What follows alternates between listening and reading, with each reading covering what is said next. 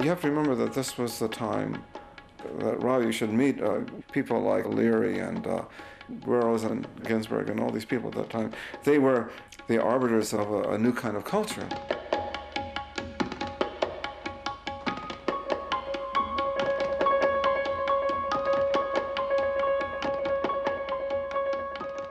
The point is that there was a cultural shift. It was like a sea change. It was a profound change in the way Western culture saw itself in relationship to the world, and the way it saw itself in relationship to its own history, and also in terms of its own responsibilities.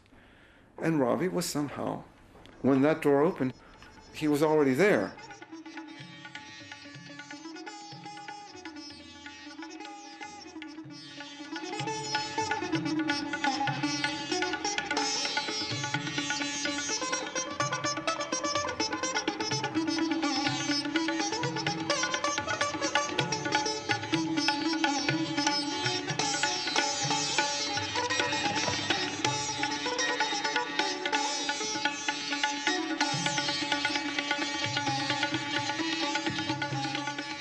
Everything was happening together.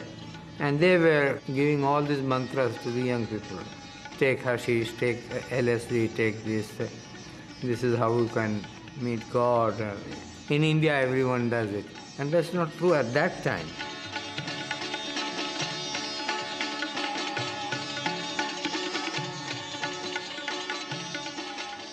They created Haight-Ashbury and the whole works. Kama Sutra, Tantra, Tibetan hole in the head, Siddhartha. These were only the few things they read, all the young people, and they were thinking they know everything. You know, playing guitar for hours, stoned. What are you doing? I'm discovering new music, writing stupid lines, my own thing, painting just like that. But on the other hand, I like them because at that period, that innocence was there.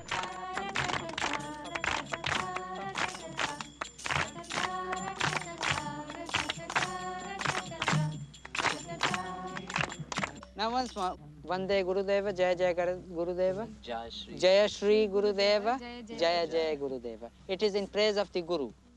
And then I met them for the first time, the Beatles. And believe me, I had no idea who they were real. I just vaguely had heard that they are very popular.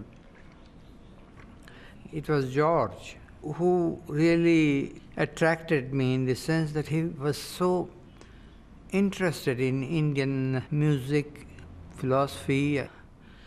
He had come to few of my concerts, heard me in the Royal Festival Hall and different places. And he has all my records, and he has been so much interested in sitar. I told him very frankly, that it's not like guitar, that you have a lot of talent, you just learn few chords, and if you have enough talent, you can be on your own, write your songs, which is fantastic. But like classical guitar, or anything like violin or cello, you have to give many years and many hours to work hard on it.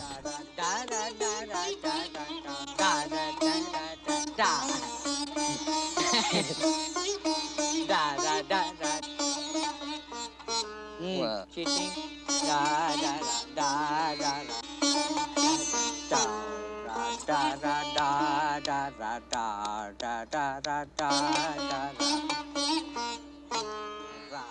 He did develop a lot musically by listening all the time to records, by thinking about it, and as much as I could give him through talking to him about music.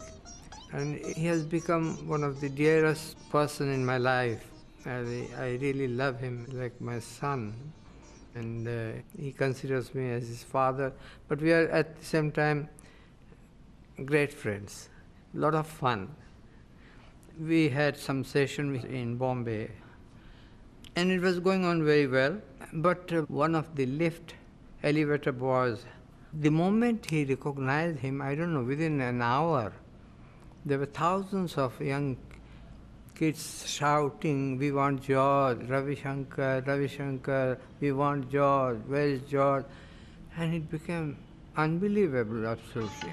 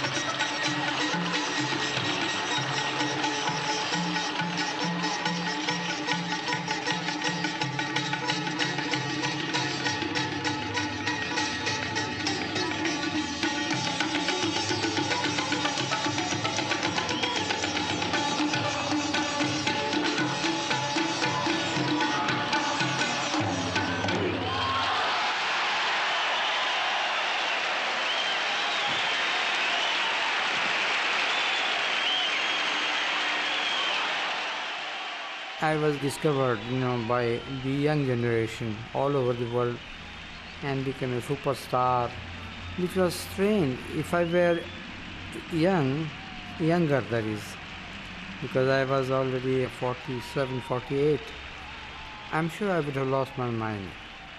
But having worked all the 10 years in Europe and created a wonderful audience for our music and all that, that was very helpful for me to keep my head straight. I mean, the first one was all right, Monterey. In spite of drug and everything, which I was always talking against and protesting, it was something very beautiful.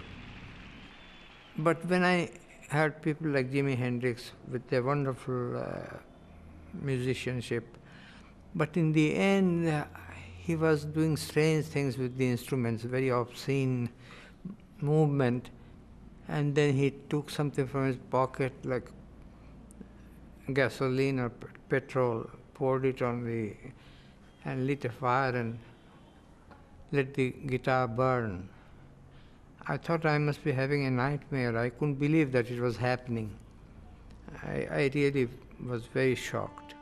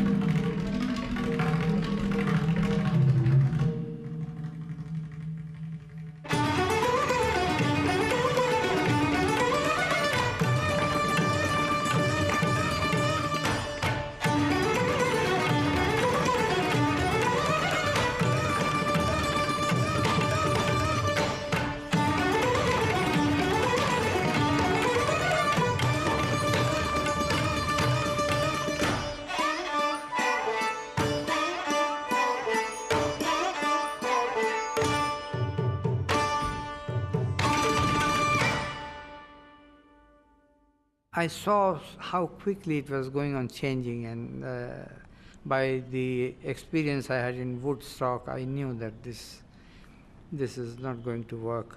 And I stopped absolutely performing almost for a year and a half.